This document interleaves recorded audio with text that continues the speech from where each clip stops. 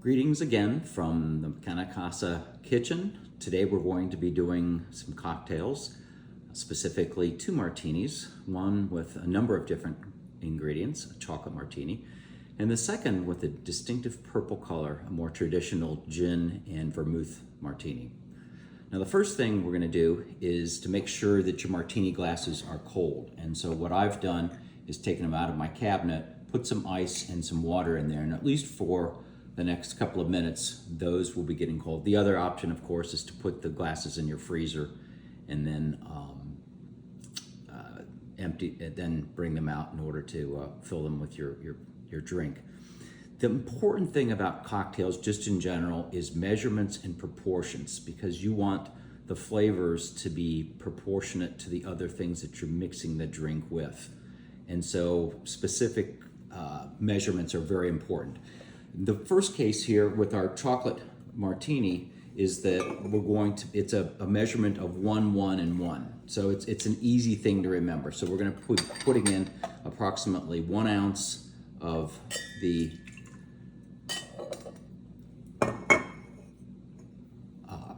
chocolate liqueur.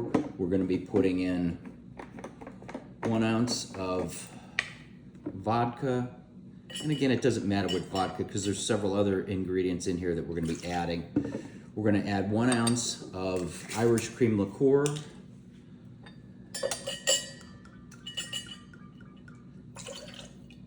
There we go. And I like adding just a tiny bit of Kahlua, which is a rum and coffee liqueur mixture. So we'll put in about a ½ ounce of that, just give it a little bit more of that coffee flavor that I enjoy. The other thing you can do is add in a number of other things. This is just frangelica, which is a hazelnut flavoring that you can add into it. Now, there's a couple different ways of shaking up any cocktail. One is obviously with shakers, and there's several, or 2 of them here. The other way is stirring your cocktail. I guess the rule of thumb is that if the spirit is clear, you want to stir it. If it is dark, then you want to shake it. In this case, we're just going to shake it, and then we'll do the stirring with the other martini. So there's 2 purposes to shaking. One, obviously, is to make things cold. The second is to dilute down the spirit so that it has a little bit more flavor. And roughly 30 seconds, you can feel it. When it starts to get so cold that you really have a hard time holding it anymore, you know that it's been in there long enough. So then we put a strainer over the top, and I'm going to get rid of my ice and water in there. So now I have a nice cold glass. And then put the strainer over top and then pour that in there to give me my chocolate martini. And then what I've done is just taken a couple of coffee beans. They will just float on the top here for a decorative thing. The other cocktail is interesting. This gin is called Empress 1908. It's indigo gin, and as you can see in the bottom, it's purple down here, which makes for a very interesting colored martini. Now, there's another product that's called butterfly pea flower, which is really hard to find. I found this down in Findlay Market recently, and you can add this to any clear spirit, and it will give the same purple color that you have already in this gin.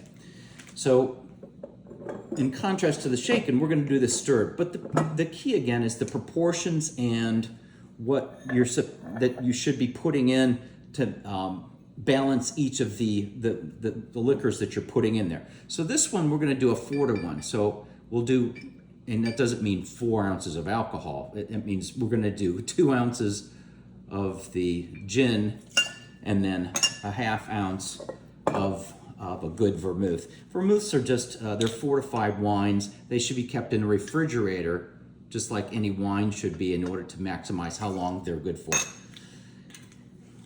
And in this case, as I said earlier, instead of shaking it, we're stirring it. You know, James Bond, he can make up his mind. Sometimes he wants it shaken, sometimes he wants it stirred, and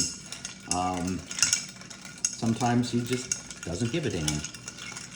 But again, for about 30 seconds,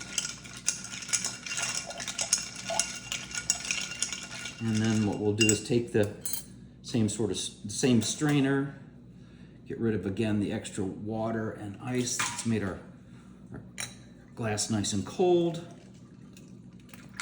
We'll pour it in.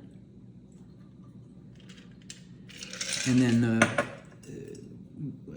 I have a little bit of a lime here, lime peel, to not only give it a little bit of a spritz and a little bit of flavor of the lemon, but it also has the contrast of the yellow color with the purple. Now the other little trick that I have here is oftentimes I will take one ice cube and put it in whatever drink it is if it doesn't have ice in it naturally. And the point being is that usually after about 10 or 15 minutes of sipping on a drink, it starts to get warm. By just throwing in a little bit of an ice cube there, it allows you to drink it for a longer period of time and you don't have to feel like you have to gulp it down. So anyway, here's to happy hour. It's delicious. Cheers. Have a good rest of your day, and we'll make some more again soon. Take care.